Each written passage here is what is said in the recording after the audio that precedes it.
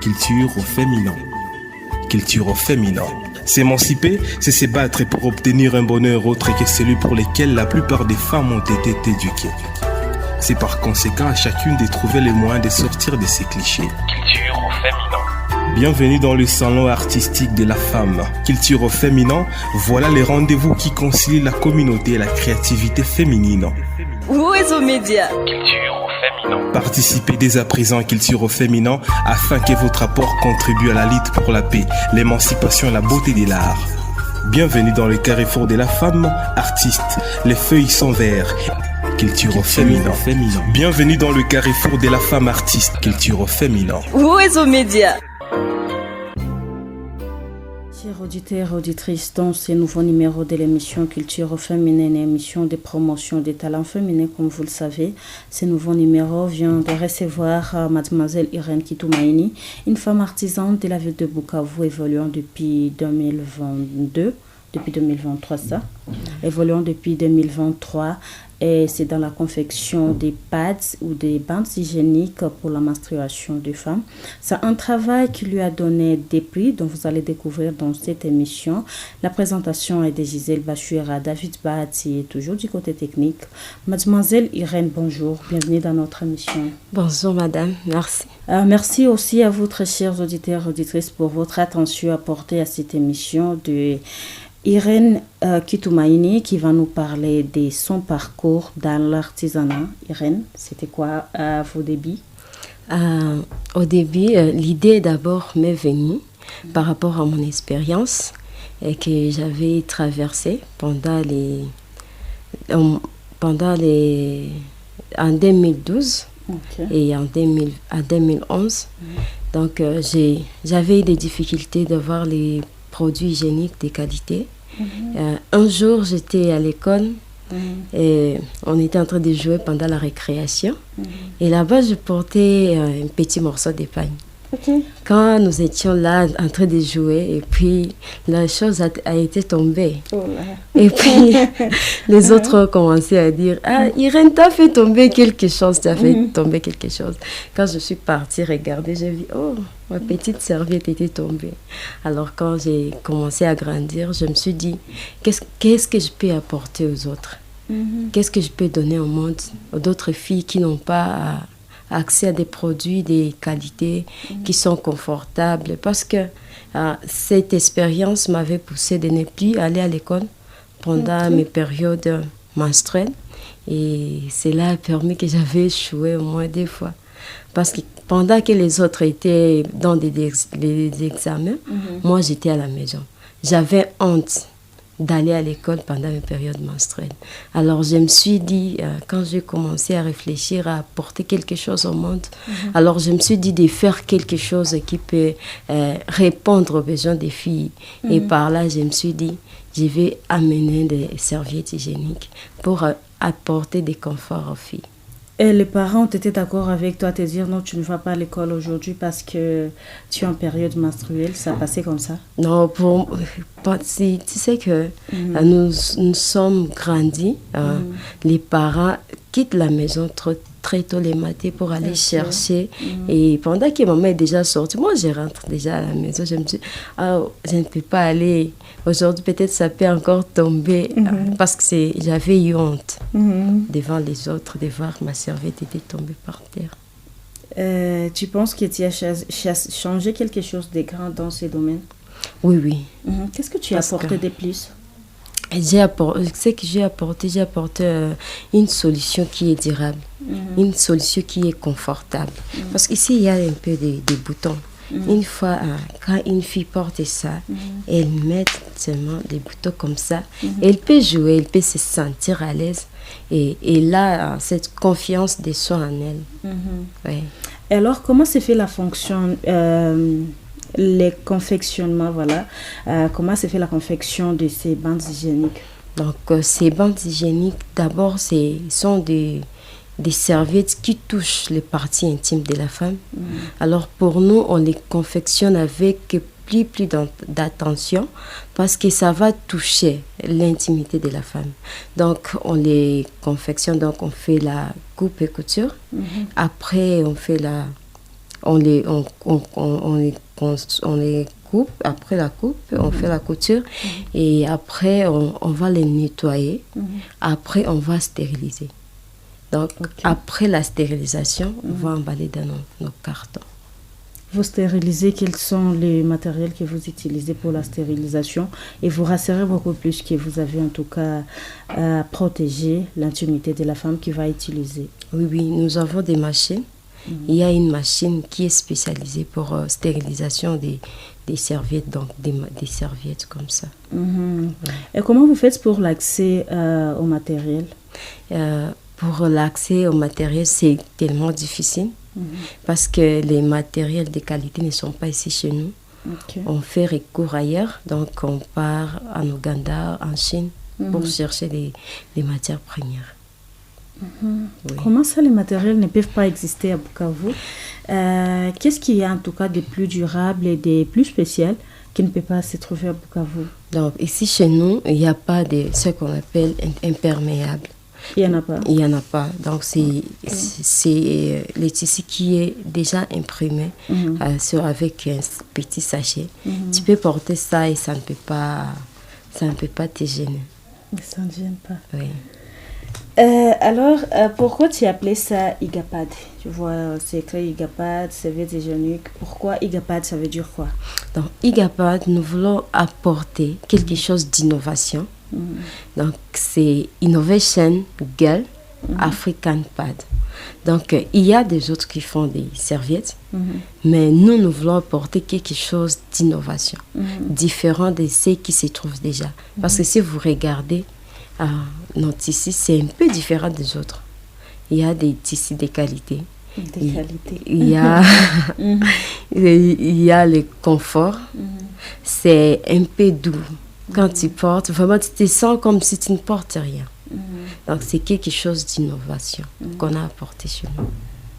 Alors, mademoiselle Irène, tu as déjà gagné des prix grâce à ça, grâce à ta confection, grâce à ton expertise. Est-ce que tu peux nous parler un peu de ces prix? C'était quoi? C'était où? C'était comment? Ça t'a apporté quoi? Et, on a réussi les premiers prix. C'était sur Socio Impact Award. Donc, ce sont des projets qui impactent directement la société. Parce que nous, notre projet, notre entreprise, ça impacte surtout les communautés qui sont un peu reculées. Les gens qui ne peuvent pas avoir, qui n'ont pas accès à des produits jetables, mais qui ont besoin des produits durables. Alors, nous sommes prêts à côté de la société. La société marginalisée, on peut dire, les gens dans des parties un peu reculées. Alors, ces gens des socio-impact, ils ont vu la potentialité qui se trouve dans notre projet et ils nous ont accompagnés. Donc, nous avons reçu d'autres prix des SINA. SINA, c'est Socio Innovation Academy. C'est une académie qui se trouve en Ouganda, qui accompagne les entrepreneurs. Alors nous, comme les entrepreneurs débutants, nous sommes partis recourir à eux. On leur proposé notre produit.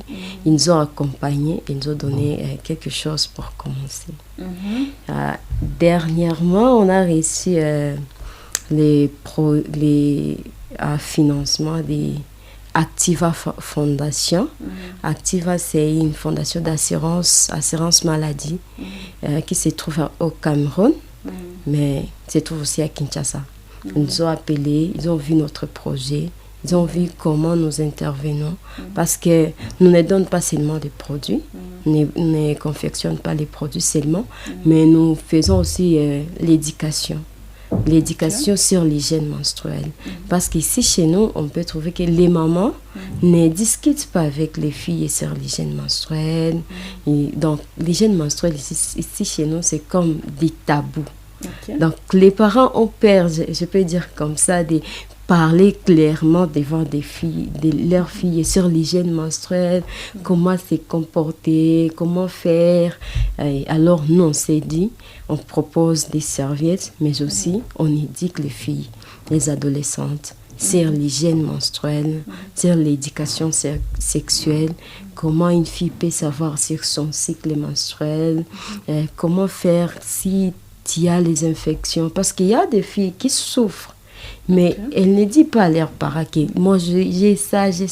Mais quand on commence avec l'éducation comme ça, tu trouves une fille vient et elle est ouverte à toi, elle te dit qu'il y a ça, je vois ça. Et toi, comme une fille aussi, tu vas savoir comment l'orienter. Alors là, je suis en train de comprendre que vous avez un grand travail dans le cadre de l'hygiène menstruelle. Alors je me demande, vous c'est juste Irène Kitoumaïni ou soit vous êtes une structure de promotion ou d'encadrement des femmes pour l'hygiène menstruelle? Oui, nous sommes une structure, je peux dire, bien une entreprise sociale. Donc l'idée n'est pas seulement à moi. C'est dénommé comment l'entreprise? L'entreprise, c'est d'abord Innovation Girl African Pad. Donc, on n'a pas encore... C'est d'abord le nom du produit. Oui, c'est d'abord le nom du produit. Mais nous sommes en train de réfléchir par rapport avec tout ce qu'on a, l'éducation sexuelle, l'éducation sur l'hygiène menstruelle. On est en train d'aller avoir une structure qui est bien déterminée. Comment vous faites pour atteindre les parents qui sont censés sensibiliser les femmes, les jeunes adolescentes? Pour arriver aux parents, on fait maison par maison, surtout dans les milieux qui est un peu reculés, on peut dire, des extrémités, cabarets, là où il y a, on peut dire, comme Maria Kachelewa, tu vois le milieu là-bas, Igoki, Panzi, Kamagema. Pourquoi les choix de ces milieux? Parce que c'est les milieux que les gens ne considèrent pas. Donc, les gens voient comme si ici, parce que moi je peux venir avec les produits ici en ville. Il y a une fille qui peut me dire non, moi je n'utilise pas, c'est archaïque. Mais là-bas il y a des filles qui n'ont pas, ils n'ont même pas les informations sur l'hygiène menstruelle. Mais quand tu commences déjà à discuter avec elles sur l'hygiène menstruelle, et tu sens qu'ici il manque les informations sur. Alors on commence déjà à discuter avec. On arrive, on peut dire aujourd'hui on part à Panzi. On commence maison par maison. S'il y a une maman, on dit maman nous sont venus parce qu'il y a des enfants qui n'ont pas des informations sur l'hygiène menstruelle. Mais aussi on part chercher ces enfants à l'école. On part même à l'école, on discute.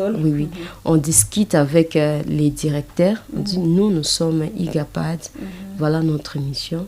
Nous voulons sensibiliser les filles sur l'hygiène menstruelle. Là, on se trouve avec le plus nombre de filles et on discute facilement par rapport à maison par maison. On peut dire dans une semaine, on ne peut pas atteindre peut-être le nombre de filles qui sont à l'école. Mais à l'école, on peut trouver 500. À la maison, peut-être, on peut trouver 10, 20, c'est comme ça. Alors, étant donné que nous sommes dans une émission de promotion des talents locaux, surtout des femmes, alors pour la promotion des talents des femmes, comment c'est ce que IGAPAD travaille pour promouvoir d'autres femmes à confectionner, à savoir confectionner ces trucs? Est-ce que quelque part IGAPAD ne trouve pas que ça sera une concurrence si elle décide d'initier d'autres femmes dans la confection de pads? On peut dire oui. Si on commence à former les femmes directement sur la confection des pads, mais ce que nous voulons, c'est que chaque femme soit autonome. Et on ne travaille pas avec chaque femme, mais nous nous focalisons seulement sur les mamans célibataires.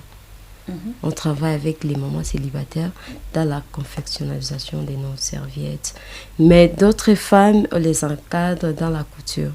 La couture des autres choses, des habits comme ça. Et pourquoi seulement les choix des mères célibataires? Les choix des mères célibataires, parce qu'encore c'est mon histoire. Parce que tout ce qu'on est en train de faire, c'est autour de mon histoire. Bon, moi, aujourd'hui, je peux vous dire que j'ai un garçon de 14 ans. Oh, félicitations. Parce que j'ai vécu d'humiliation. J'ai vécu de rejet dans la société. je sais comment les mamans célibataires sont rejetées dans la société. Surtout si elles n'ont pas quelque chose à faire. Parce que souvent dans notre société, les mamans célibataires, une fois que tu es maman célibataire, si vraiment ta famille n'est pas bien instruite, donc ta vie, c'est la fin de ta vie. Donc, même moi, j'ai eu cette chance de retourner encore à l'école, mais d'autres femmes n'ont pas cet accès, de retourner encore à l'école. Alors, j'ai eu mon premier garçon à l'âge de 15 ans. Alors, c'était un coup dur, surtout dans la société. Les gens m'ont rejeté. Pour me reconstruire, ça a pris du temps. Alors, je me suis dit, moi aussi, si je fais quelque chose, je vais le faire avec les mamans célibataires. Surtout pour les aider d'avoir confiance en eux. D'avoir des idées de s'épanouir. Ah oui. D'une part, tu peux avoir raison que les mères célibataires ne sont pas beaucoup plus considérées dans notre communauté, mais quelles sont les stratégies que met en place IGAPAD pour redonner la confiance à ces femmes et les rendre beaucoup plus autonomes? Parce que je suis en train de voir si vous travaillez ensemble, bien sûr, tu es la boss. Oui. Et puis, elle confectionne pour toi. Alors, je ne vois pas comment ça les aide. Est-ce que tu penses que tu les paies mieux, plus que si tu leur dotais peut-être des machines? On peut faire le plaidoyer comme ça. Alors, de les doter des machines qui peuvent les aider à évoluer d'eux-mêmes. Oui, c'est l'idée qu'on a. Parce qu'on s'est dit, on peut juste commencer à les former. Mais ce qui est important d'abord, de les construire encore. Parce qu'il faut que la femme ait d'abord confiance en soi. Alors c'est là où nous sommes en train de travailler sur un programme, le programme de développement personnel des mères célibataires. Après le développement personnel, la femme est déjà construite et on les amène dans la formation de professionnalisation. Donc la femme choisit ce qu'elle est capable de faire. Parce qu'on peut dire qu'on les propose de faire la couture, mais peut-être la femme n'est pas en mesure de faire la couture. Elle peut faire d'autres choses. Alors là-bas, dans la formation professionnelle, la femme elle-même choisit ce qu'elle peut faire et on l'accompagne par là. Donc c'est juste un nouveau programme qu'on est en train de travailler et bientôt on va commencer. Oui. Et puis à quel point pensez-vous que la confection des pâtes serait utile pour l'autonomie financière de la femme? C'est vraiment très très utile parce que imaginez une femme qui prend soin de sa famille, c'est elle-même. Par exemple, son mari n'est pas là. Il est parti à Bourega pour chercher. Elle est père et mère à la fois. Elle est père et mère à la fois. Et puis, imaginez, elle est en règle. Elle n'a pas de choses pour mettre pour aller au marché. Parce qu'il y a une fille qu'on a discuté avec, parmi les filles qui amènent Chou, Lenga et Matembe. La fille m'a dit, c'est moi qui s'occupe de ma famille. Maman n'est pas là. Elle est aussi partie à Bourega pour chercher. Et alors, il arrive le moment où je suis en règle. Je me dis, je dois aller comme ça. Et parfois, elle prend quelque chose, elle met, et puis elle vient ici. Alors, je me dis que... Genre les morceaux de pain. Les morceaux de pain. Et d'autres m'a dit, elle prend des torses de bananiers. Et torse, c'est comme ça, qui est un peu sèche. Oui, mais comment? Oui. C'est possible. C'est possible. Avec l'hygiène menstruelle, on a déjà écouté beaucoup de choses. Elle met ça pour venir vendre ses choux et lenga et matembe là comme ça. Alors moi, je me dis que l'hygiène menstruelle, c'est quelque chose qui peut empêcher une femme de s'épanouir. Bien sûr, mais là, je voulais parler de ces femmes qui travaillent avec vous. Avec PAD et IGAPAD, comment est-ce que vous pensez que vous allez répondre à leurs besoins étant femmes et leurs enfants, parce que vous avez priorisé les mères célibataires? Comment est-ce que les PAD qui sont beaucoup plus confectionnées à Bukavu, parce qu'il y a plusieurs structures qui confectionnent des PAD. Alors, comment vous pensez gagner le marché pour répondre aux besoins de ces femmes et leurs enfants? Mais pour répondre aux besoins de ces femmes, parce qu'il faut d'abord produire des grandes quantités et vendre de grandes quantités pour avoir un peu les salaires qu'on peut dire, qui peut prendre soin de leur famille. Alors là, on ne voit pas seulement la vente. Et on cherche à faire des partenariats avec les organisations. Les organisations qui s'occupent d'hygiène, qui s'occupent des femmes. Et là, on fait quelque chose comme des projets. On dépose des projets de distribution des serviettes. Parce que si une fois on tombe avec un partenaire qui peut acheter 5000 paquets, là, au moins, la femme peut se retrouver aussi avec quelque chose. Et c'est la raison pour laquelle on s'est dit, si on continue seulement à vendre, la femme peut être vraiment autonome. Oui. Alors, quelles sont les techniques de vente que vous mettez en place pour essayer de combattre la concurrence des pâtes qu'il y a à vous? Parmi les techniques, nous, la première était de faire des partenariats. Non, pour les ventes seulement d'abord. Pour les ventes. Oui, avec des organisations. Vous vendez à des organisations qui vont ensuite faire des distributions dans des milliards de kilomètres. Oui. Deuxième, on fait juste des publicités en ligne. On fait booster nos produits. Et nous sommes en train de voir comment aller au-delà des frontières, exporter nos serviettes. Parce que c'est un peu... il y a des gens qui nous appellent, qui ont besoin de ces produits. Parce qu'il y a des personnes qui ont déjà utilisé ça. Ce sont ces mêmes personnes qui commencent à faire les publicités de nos produits. Donc souvent, on trouve les gens à l'extérieur qui commencent déjà à nous dire comment on peut avoir notre produit à partir de Kenya, à partir des Kampala. Parce qu'à Kampala, il y a des produits similaires comme ça. Ah oui. Mais même à Bukavu, il y a des produits similaires qui ne sont pas fabriqués localement. Oui. Et puis, ces produits, souvent, ils ne sont pas sur les marchés en Ouganda. Tu peux les chercher, tu ne peux pas les trouver. Parce que ce sont les organisations qui s'approvisionnent ces produits. Pour de l'aide? Pour de l'aide. Alors, les gens qui vont utiliser pour leurs besoins, ils ne trouvent pas ce genre de produits. Alors, ils commencent à nous dire, nous avons besoin de vos produits. Mais sont vendus au marché, même ici à Bukavu? Oui. Des produits similaires. D'ailleurs, je pensais que c'était ceux qui sont confectionnés, je ne sais pas ailleurs, qui sont vendus à Bukavu parce que c'est la même chose, le même tissu.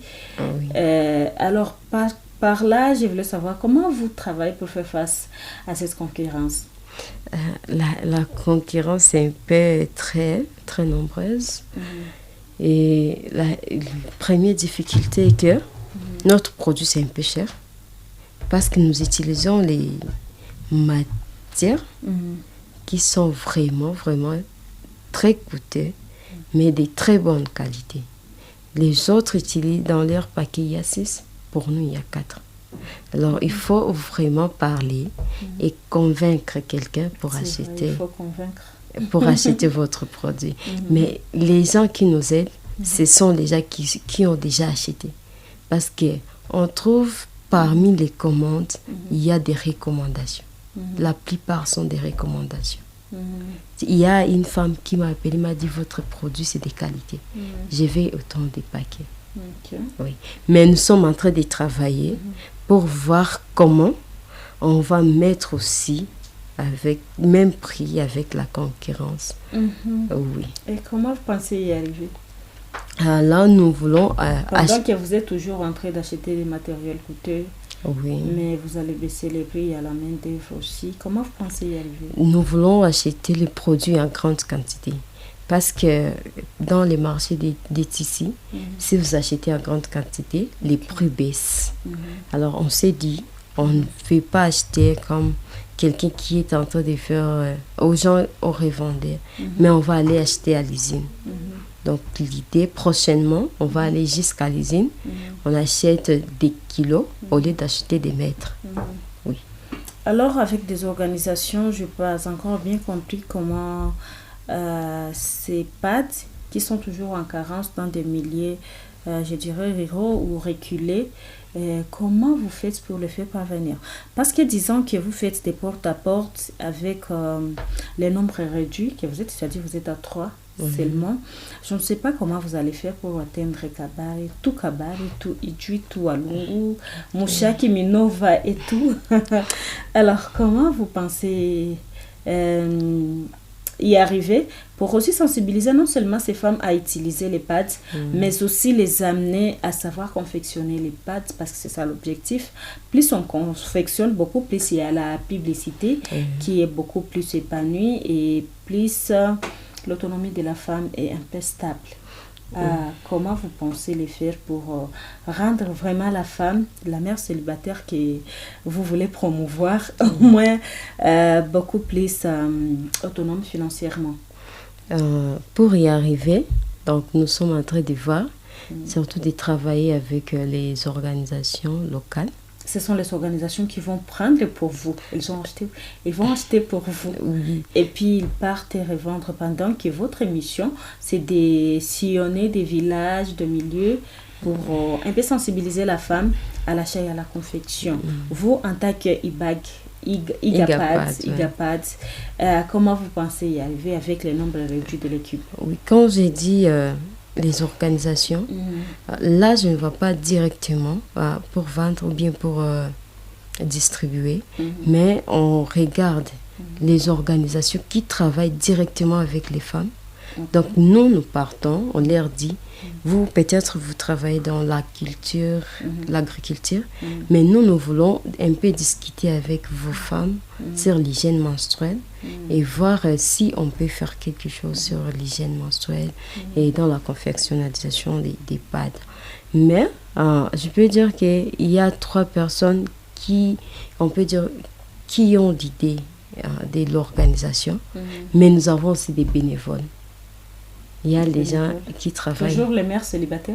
Oui, on les mixe. Donc, il y a des jeunes garçons aussi. Il y a aussi des jeunes filles qui adhèrent à notre idée dans l'hygiène menstruelle. Donc, il y a les endroits où on ne peut pas arriver, comme vous venez de les dire. Mais peut-être l'autre peut avoir l'accès d'y arriver. Et il peut aller là-bas, il peut discuter à notre compte. Oui. Alors, quelles sont les conditions d'utilisation de ces pads, de ces bandes hygiéniques? Pour utiliser nos pads, avant de les utiliser, il faut les nettoyer. On les met sur le soleil. Après, on peut repasser. Et puis, la femme porte ça. Donc, elle porte de 6 à 8 heures. Si elle part le matin, au plus tard 18 heures, il faut qu'elle enlève ça, elle nettoie encore, elle le garde, et puis le matin, elle peut encore la porter. On peut passer la nuit avec? Oui, mais pas la même que tu as portée depuis les matins. Tu peux changer. Oui, tu peux changer. Et dans nos serviettes, c'est un peu différent. Il y a 4 dés de cette même qualité.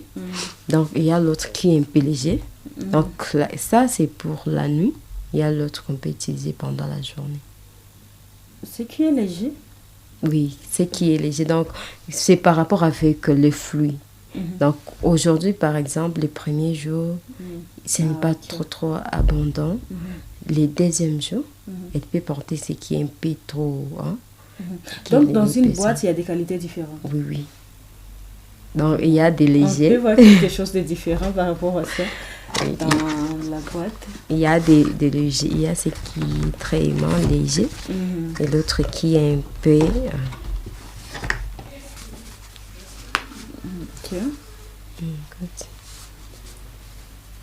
Donc, ça par rapport à ça. Et puis, on peut utiliser ça pendant combien de temps? Donc, ça peut aller jusqu'à 2 ans, 3 ans ou comment? Non, pour nous, on se gère bien. Une année max. Donc, après une année, il faut changer, acheter encore un autre produit. Ok, une année max. Donc, 12 mois. Alors, quelle est la personne éligible ou la personne qui peut confectionner les pads? La personne qui peut d'abord confectionner les pads, pour nous, d'abord, mère célibataire. Pour nous, c'est égocentrique alors. Pour nous, IGAPAD, c'est d'abord mère célibataire. Seulement. Et avoir des bases de couture. Savoir avoir un peu des bases pour faire quelque chose dans la couture. Si elle peut être mère célibataire, mais elle n'a pas de base, on prend un temps pour l'aider à savoir. Mais vous n'aidez pas les femmes en général? Pas tellement. Peut-être avec l'autre programme qu'on est en train de faire, là-bas on peut mixer d'autres femmes. Alors il y a des mères célibataires qui vivent bien, qui sont des filles qui n'ont pas d'enfants et qui souffrent et qui sont tentées à faire quelque chose qui n'encourage pas, en tout cas qui ne contribue pas à la dignité féminine à cause juste de la vie difficile. Qu'est-ce dit IGAPAD par rapport à ces femmes qui sont dans des situations difficiles mais qui n'ont pas d'enfants et qui voudraient aussi apprendre quelque chose? Par rapport avec ces femmes, peut-être on peut discuter avec eux et voir qu'est-ce que nous, comme IGAPAD, on peut contribuer dans l'avancement de vie de ces femmes. Parce que d'abord, il y a cet aspect de formation sur la personne et puis la profession. Peut-être elle ne peut pas avoir de l'argent, mais nous, on peut avoir peut-être comment l'orienter à trouver de l'argent ou bien à trouver l'autre structure qui peut bien l'accompagner. On regarde ce que nous, avec notre pouvoir, ce qu'on peut faire avec ces femmes. Alors, comment ce travail contribue au leadership féminin? Au leadership féminin, c'est que nous voulons que la femme soit au centre, que la femme aussi apporte quelque chose.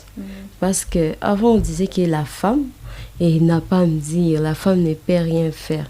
Mais en vrai dire, la femme a beaucoup de talent. Il y a des choses qui dorment en elle.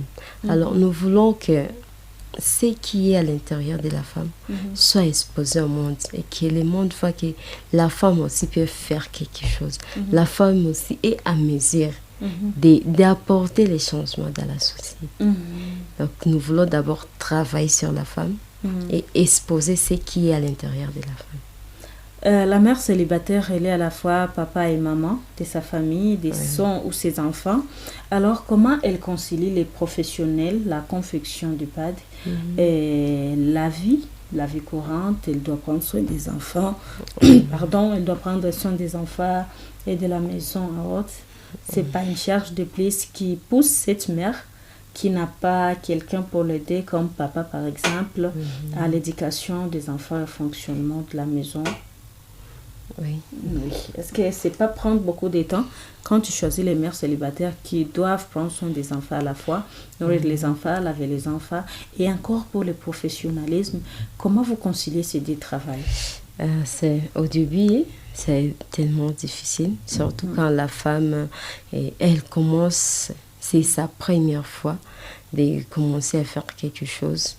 Alors nous, on dit souvent, si c'est ta première fois de commencer, il faut avoir le temps pour le travail et temps pour les enfants.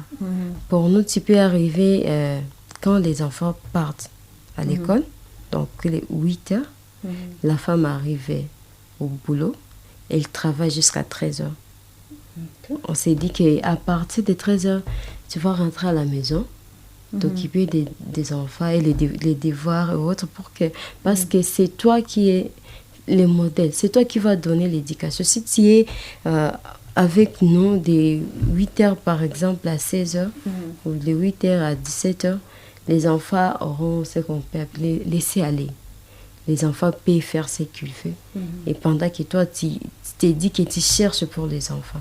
Mais aussi, il faut avoir ces moments d'être avec les enfants et donner ces enfants les temps et les comprendre aussi. Qu'est-ce que les enfants ont besoin de toi? Parce que les enfants ont besoin de toi. Ils ont besoin que toi, tu sois là avec eux. Donc, les femmes travaillent chez vous en demi-journée? Oui. Et si vous avez des commandes, comment vous faites? Donc, on fait des go. Il y a ceux qui viennent de 8h à 12h et c'est ceux qui viennent de 12h à 16h. Et la rémunération, là, je me dis, est-ce qu'il y aura la possibilité de se payer les loyers, de manger, de vivre au moins normalement, donc moyennement, je dirais, et avec le travail de juste, je dirais, 4 heures, parce qu'avant midi, c'est 4 heures seulement. Parce que comment elles seront autonomes, ces femmes? On s'est dit souvent, parce qu'on s'est dit, si on regarde, on travaille par rapport avec l'heure, mais on travaille aussi par rapport au nombre d'EHPAD qu'il a fait. Nous utilisons des machines qui sont industrielles, les machines électriques, nos machines par air, et on peut confectionner 30 pads par air. Oui. Et nos coupes, on peut faire coupe de 1000 serviettes par jour. Si vraiment nous avons des commandes, on a des ciseaux électriques qui fait le travail. On peut aller même à 1000 pads par jour. Et on s'est dit, il y a salaire de base, mais aussi salaire par nombre de pads qu'elle vient de faire. Des pourcentages alors? Oui. Donc si elle fait 100, elle a quelque chose au-dessus de ce salaire de base. Alors, vous êtes modernisé alors, mais est-ce que vous avez des difficultés, vous trouvez des difficultés dans la confection de ces tâches? Oui. Il y a souvent des difficultés, surtout ceux qui commencent, les femmes qui commencent, et elles ne maîtrisent pas du tout. Il y a des serviettes qu'on peut dire, on perd ces serviettes-là. Il y a aussi des difficultés des machines. Ce sont des machines électriques. Peut-être, elle arrive aujourd'hui, il n'y a pas de courant. Ces jours-là, on fait quoi? On attend, il n'y a pas de cache-pas. Il faut que le courant soit là, qu'elle continue. Là, vous travaillez pas de courant en permanence? Oui. Il n'y en a pas? Il y a du courant. Ok. Oui. Peut-être on peut trouver, il n'y a pas, donc il y a coupure. Comme ça, oui. C'est parmi aussi. Et parfois, des machines sont en panne. C'est aussi notre difficulté. On se trouve qu'il y a pas de machines. On ne travaille pas. Oui. Et par rapport à la vente, quelles sont les difficultés que vous trouvez? Par rapport à la vente, premier, c'est l'acceptation. Les gens savent que dans un paquet, il y a 6. Pourquoi toi, tu nous amènes le paquet qui a 4? On s'est dit, c'est quelque chose de nouveau. Et peut-être demain, vous allez trouver, il y a 3. Mais il y a quelque chose de nouveau qu'on a augmenté dans les boîtes. Parce qu'on s'est dit, ça c'est incomplet. Il faut que cette boîte soit complète. Il y a, on travaille sur quelque chose comme module. On peut mettre là-bas petit savon et petit sous-vêtements. Parfois vous mettez? Parfois oui. Si on va les distribuer, si on a trouvé quelqu'un partenaire, là on ne distribue pas seulement les pads, mais on fait kits hygiéniques. Dans les kits, on voit des petits bassins, sous-vêtements, savons, il y a des ponces, il y a des pinces. Il y a des modules sur l'hygiène menstruelle, comment utiliser les produits. Il y a comment savoir sur les cycles menstruels. Donc, tout ça, on les met dans ces petits mbeketi, seaux. On ferme et on distribue. Pour toujours la promotion de la femme artisane, vous pensez encadrer des femmes dans la confection? Oui. Quelles sont les conditions à part être mère célibataire? Surtout, on ne veut pas les faire ici en ville, mais on voulait les faire peut-être à Cabaret, avec des partenaires? Non, là c'est avec nous seulement. On veut ouvrir une maison à Niantende où il y aura seulement les femmes qui vont travailler dans la confection de ces serviettes là-bas. Sur base de quoi vous avez ciblé Niantende seulement? Pas Moudaka, pas Idjui, pas Kabar et autres? Pour nous, nous avons d'abord commencé par Niantende parce qu'au moins là, nous avons un terrain et l'aide de nos partenaires. Ils nous ont dit, vous allez rester d'abord là-bas pour l'instant parce que pour ne pas payer les loyers, vous pouvez rester sur notre terrain. C'est d'abord ça. Et qu'est-ce que vous espérez devenir? Pour nous, nous voulons être une grande marque à Bukavu, une grande organisation industrielle des serviettes hygiéniques réutilisables, mais aussi des serviettes hygiéniques jetables qui sont biodégradables, qui protègent l'environnement. Des serviettes qui protègent l'environnement? Oui. Comment? Biodégradables, qui sont fabriquées à base des plantes végétales. On peut dire des bananes. Oui. Yes. Mais comment est-ce possible? Et ça existe. Ok, ça va, merci beaucoup. Nous sommes avec Irène Kitumaini, une femme artisane de la ville de Bukavu. Depuis 2023, elle confectionne des pads pour la promotion de l'hygiène menstruelle et la sensibilisation des femmes pour lutter contre les maladies qui peuvent en découler. Nous sommes en train de clôturer notre émission présentée par Gisèle Bachira et puis mademoiselle Irène Kitumaini. C'est quoi le message fort que vous voulez lancer à la communauté, non seulement à la communauté, mais aussi à la femme qui ignore toujours les pads, les bandes, les serviettes hygiéniques comme éléments nécessaires dans la protection de sa santé sexuelle? D'abord, on peut dire aux femmes, protéger son hygiène menstruelle, c'est protéger sa vie. Si la femme peut faire néglige son hygiène menstruelle, néglige aussi son corps. Il y a dans la Bible, quelque part, on dit que les corps, c'est les temples du Saint-Esprit, c'est les temples de Dieu. C'est dans le corps où Dieu reste dans nos vies. Alors, prendre soin de son corps, c'est prendre soin aussi de Dieu. Alors, une femme qui oublie son corps, il oublie aussi sa vie. C'est important de prendre soin de son corps parce que quand tu exposes ton corps aux maladies, aujourd'hui, tu peux voir que les serviettes, porter des serviettes, c'est quoi dans la vie? C'est quoi? Mais si tu négliges ça, demain, tu peux avoir des maladies qui sont incurables et qui peuvent même te coûter la vie. Les maladies gynécologiques que toi-même, tu ne peux pas avoir les moyens de se payer, de payer les hôpitaux pour ça. Quelqu'un qui cherche à vous joindre aussi pour être capacité par rapport à la confection des serviettes hygiéniques, peut vous trouver comment? Nous sommes ici à l'avenue du Gouverneur, numéro 93, mais aussi sur nos pages Igapad, Facebook, sur Instagram.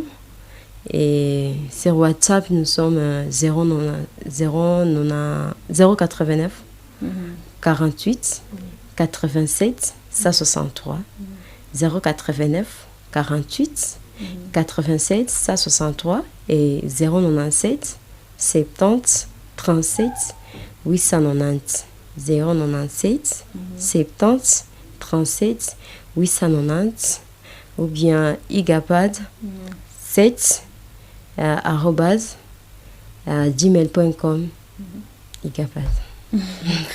Merci beaucoup. On peut clôturer avec vos plus grandes réalisations depuis votre début, depuis vos débuts dans Igapad. Qu'est-ce que vous avez réalisé des gars et ce que vous rêvez toujours réaliser? Pour Igapad, nous avons réalisé dans des sensibilisations, nous avons formé 1000 adolescentes sur l'hygiène menstruelle. Nous avons vendu 2500 paquets de serviettes et nous avons remporté à 4 prix.